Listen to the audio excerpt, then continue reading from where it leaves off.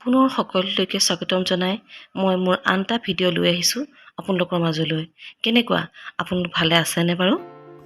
পুৰা নিত্য নৈমিত্তিক কামখিনি সমাপন কৰাৰ পাছত মই আহিলোঁ পাকঘৰলৈ বুলি।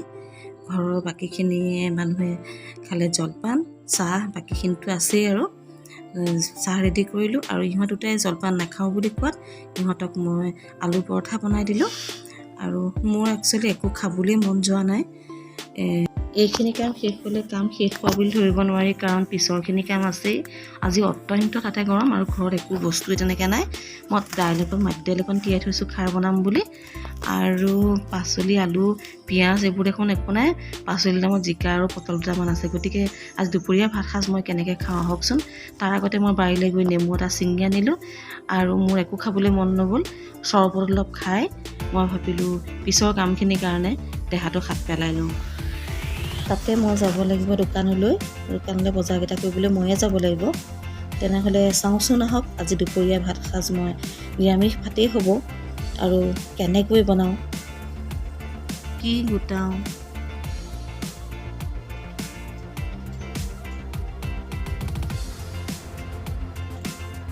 মই ওলালোঁ দোকানলৈ বুলি। ল'ৰা ছোৱালীক পঠাব নোৱাৰি, সময়বোৰ ঠিক নহয় যে। সেইকাৰণে বেগ ল'লোঁ, মাস্ক ল'লোঁ, মই বজাৰ কৰিবলৈ যাওঁ। তেনেহ'লে আপোনালোকে ভিডিঅ'টো চাই থাকক। এয়া মই দোকানৰ পৰা আহি পাই গ'লোহি। মই 2-3টা বস্তু আনিবলৈ গৈছিলোঁ, কিন্তু দোকানত যে বস্তু দেখিলে আনিবলৈ মন যায়। চাওকচোন মই কি বস্তু আনিলোঁ। মই মুড়িও আনিলোঁ, নিউটেলাও আনিলোঁ আৰু এইবোৰ কিবাকিবি মিঠাতেলটো আনিছোঁৱেই, মিঠাতেল, আলু, পিঁয়াজ। তেনেহ'লে আজি ভাত সাজৰ যোগাৰটো কৰোঁ। মই পাকঘৰলৈ যাওঁ আৰু আপোনালোকো আহক মোৰ লগত। প্ৰথমতে দাইলতে আলু এটা দি, আলু আৰু বিলাহী দি মগু দাইল এখন প্ৰেছাৰ কুকাৰত তুলি দিলোঁ। আৰু ইটো ফালে মই কেৰাহীখন পাতি ল'লোঁ আৰু ভাজিখনৰ কাৰণে কেৰাহীত তেল দিলোঁ। আৰু মই ভাজিৰ কাৰণে কাটি ল'লোঁ এয়া পটল, জিকা, চয়াবিন, আলু আৰু পিঁয়াজ। তেলত প্ৰথমে জলকীয়া দিলোঁ, তাৰপাছত পিঁয়াজ দিলোঁ,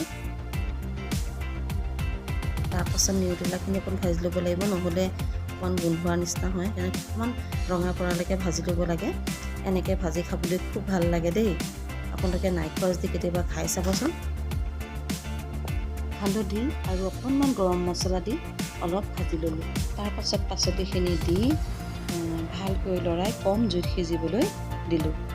ইয়াৰ পাছত জোখমতে পানী দি চাউলখিনিও ঠিক কৰি থ'লোঁ ভাতৰ বাবে। ভাজিখিনি ধুনীয়াকৈ সিজিলে। এতিয়া মই এটা পাত্ৰত ভাজিখিনি কাঢ়ি ল'ম। আজি ভাত সাজৰ এটা স্পেচিয়েল আইটেম বনাম, সেইটো হৈছে চিনি পাইছেনে, ৰঙালাও পাত। ৰঙালাও পাতৰ বৰ বনাম। তাৰ কাৰণে মই এয়া পিঠাগুড়ি ল'লোঁ। মই বেচন লোৱা নাই, তাত অকণমান হালধি আৰু অকণমান নিমখ দি পেলাই এটা মিশ্ৰণ এটা মই বনাই ল'লোঁ। এনেকুৱা ধৰণে বনালোঁ। ইমানটোৱে ডাঠ হ'ব লাগিব, তেতিয়াহে খাবলৈ বস্তুটো লেট খাই যাব।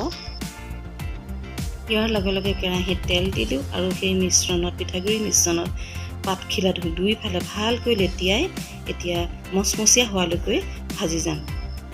ৰঙালাও পাতৰ এনেকুৱা বৰ খাবলৈ খুব ভাল লাগে। ভাতৰ লগতে নহয়, চাহৰ লগতো খাবলৈ খুব ধুনীয়া হয়, একদম মচমচীয়া হৈ যায়। আৰু মই বাকীখন পাতো এনেকেই ভাজি ল'লোঁ। দাইলখিনি হৈ গ'ল আৰু অকণমান মান ধনিয়া দি মই ঢাকোন মাৰি থ'লোঁ।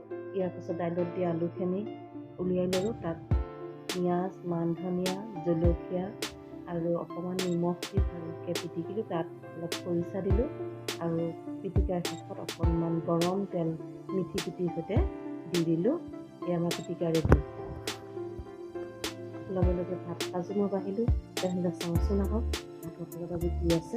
ৰঙালাও পাতৰ বৰ, ক'লা মাহৰ গুড়িৰ পিটিকা, এয়া নেমু, আলু খৰিচাৰ পিটিকা, এখন জিকা পটল চয়াবিনৰ ভাজি, মগু দাইল আৰু এয়া মাটিমাহৰ খাৰ, জলকীয়া আৰু অকণমান খাৰলি। ধন্যবাদ।